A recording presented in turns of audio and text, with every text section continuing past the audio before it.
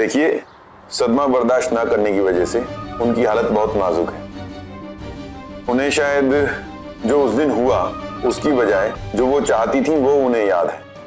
उन्हें short term memory loss हुआ है। अब आप सबको एक बात याद रखनी है कि उन तक कोई भी ऐसी बात ना पहुंचे जिसकी वजह से उनकी दिमागी हालत और खराब हो जाए। अब मैं चलता हूं, आप याद रखिए। राधे राधे। नमस्ते। Thank you doctor. कैसे इंसान हो तुम? मेरी ननद फूल सी है और तुमने उसका दिल इतनी बुरी तरह से तोड़ा कि वो बर्दाश्त नहीं कर पाई। देखा क्या हाल हो गया उसका? पर मैंने तो कुछ किया ही नहीं है।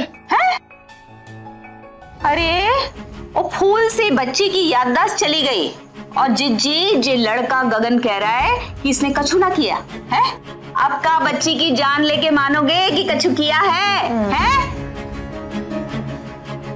गगन, अब तुम इस घर से तब तक नहीं जाओगे जब तक सोनम की याददाश्त वापस नहीं आ जाती, जब तक वो पूरी तरह से ठीक नहीं हो जाती। वरना इस घर के बाहर तुम्हारे लिए पुलिस खुद मैं बुलाऊंगी।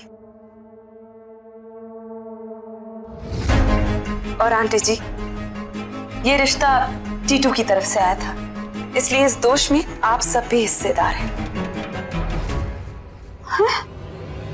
इसलिए आप सबको अब मेरी मदद करनी पड़ेगी।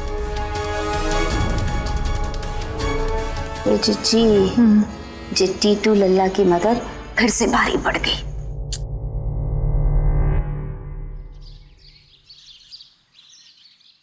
गोविंद जी, सारे सबूत एक ही तरफ इशारा कर रहे हैं कि प्रीति का बॉयफ्रेंड ही उसका गुनहगार है। वो मैसेजेस, फोन कॉल्स और चित्रा जी के बयान से भी यही साबित होता है कि उसका बॉयफ्रेंड कोई और नहीं, टीटू ही है।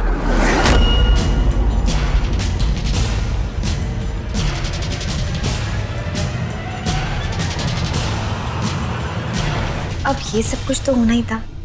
आखिर ये फील्ड ही ऐसी है, इतनी सुंदर सुंदर लड़कियां और इतनी गरीबी में काम करना।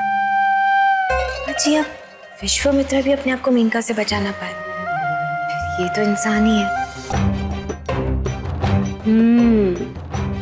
अरे जवानी के जोश में पाँव फिसल गया होगा, हैं?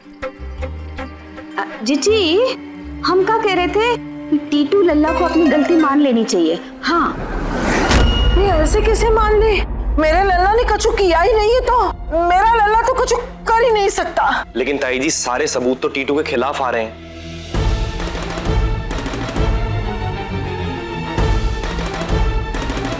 पंची, तुझे कुछ कहना है?